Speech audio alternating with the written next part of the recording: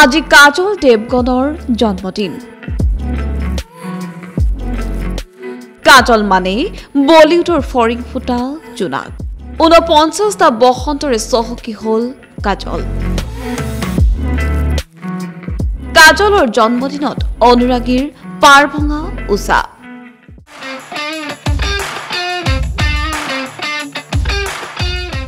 বলিউডৰ জনপ্ৰিয় মহাময়ী অভিনেত্ৰী কাজলৰ জন্মদিন।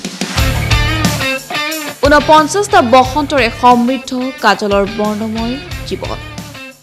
১৯৫৪ চনৰ ১৫ আগষ্টত মুম্বাইত জন্মগ্ৰহণ কৰিছিল অভিনেত্ৰীগৰাকীয়ে। কাজল হল বলিউড জগতৰ এনে এটা নাম যাৰ কোনো পৰিচয়ৰ প্ৰয়োজন নাই। ১৭ বছৰ বয়সৰ পৰাই অভিনয় যাত্ৰা আৰম্ভ কৰি অভিনেত্ৰীগৰাকীয়ে এগৰাকী কণ্ঠশিল্পী হিচাপেও নিজৰ স্থান দখল কৰিছে।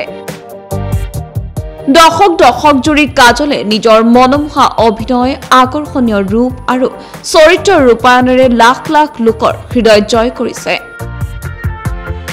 ৪৯ সংখ্যক জন্মদিন উদযাপন কৰা অভিনেত্ৰীগৰাকীয়ে এই বছৰ ৱেব ছিৰিজত আত্মপ্ৰকাশ কৰি প্ৰমাণ কৰিলে যে তেওঁ পৰীক্ষা নিৰীক্ষা আৰু পৰিৱৰ্তনক আঁকোৱালি ল'বলৈ সদায় সাজু। কাজলক বলিউডৰ আটাইতকৈ স্পষ্টবাদী অভিনেত্ৰী হিচাপে গণ্য কৰা হয়।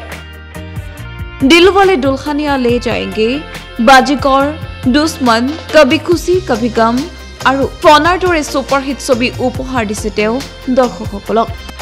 কাজল এগৰাকী ষ্টাৰ কিড। তেওঁৰ মাতৃ তনুজা আছিল এগৰাকী প্ৰবীণ অভিনেত্ৰী আৰু পিতৃ সুমু মুখাৰ্জী আছিল পৰিচালক। কিন্তু কাজলে কেতিয়াও হ'ব বিচৰা নাছিল অভিনেত্ৰী। কাজলে পঢ়া-শুনা কৰি থকাৰ সময়তে প্ৰথম চিনেমা বেখুদি পাইছিল। পিছে কাজল কেনেকৈ আহিল অভিনয় জগতলৈ? কাজলে পঞ্চকণীৰ এখন ব্যক্তিগত বৰ্ডিং স্কুলত পঢ়িছিল। কিন্তু পঢ়া-শুনা কৰিবলৈ একেবাৰে মন নাছিল কাজলৰ। তনুজাই বিচাৰিছিল যে কাজল নায়িকা হওক, কিন্তু কাজল ইয়াৰ প্ৰতি আগ্ৰহী নাছিল। কাজলে বিশ্বাস কৰিছিল যে নায়ক নায়িকাগৰাকীয়ে চৰিত্ৰ জগতত বহু কাম কৰিব লাগিব আৰু তেওঁ বেছি কাম বা কঠোৰ পৰিশ্ৰম কৰি ভাল নাপাইছিল।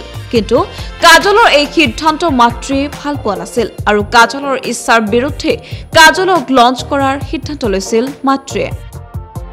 কাজলৰ বেখুদি চিনেমাখন ফ্লপ হয় যদিও পিছৰ বছৰত তেওঁ বাজিকৰত কাম পায় আৰু ছবিখন ব্লকবাষ্টাৰ হোৱাৰ লগতে দৰ্শকৰ মন মোহিবলৈ সক্ষম হয় কাজল। তেওঁৰ শ্ৰেষ্ঠ ছবি বহুকেইখনেই আছে। তাৰে ভিতৰত দিলৱালে দুলহানিয়া লে যায়েংগে প্ৰায়ে অনুৰাগীয়ে বলিউডৰ ইতিহাসৰ অন্যতম শ্ৰেষ্ঠ ৰোমান্টিক ছবি আৰু কাজলৰ এতিয়ালৈকে সফল ছবিৰ ভিতৰত অন্যতম বুলি উল্লেখ কৰে। ১৯৯৯ চনৰ ২৪ ফেব্ৰুৱাৰীত কাজল দেৱগন হয়, অৰ্থাৎ বলিউডৰ জনপ্ৰিয় অভিনেতা অজয় দেৱগনৰ লগত নতুন জীৱনৰ পাতনি মেলে। বৰ্তমান এটি কন্যা সন্তান আৰু এটি পুত্ৰ সন্তানেৰে সুখৰ সংসাৰ দুয়োৰে। বলিউডৰ মোহময়ী অভিনেত্ৰী কাজলক আজি শুভেচ্ছাৰে উপচাই দিছে অনুৰাগীয়ে। প্ৰাগ নিউজ ডিজিটেলৰ তৰফৰ পৰাও থাকিল কাজললৈ অলেখ শুভকামনা। পৰৱৰ্তী বাতৰিৰ বাবে চাই থাকক প্ৰাগ নিউজ ডিজিটেল।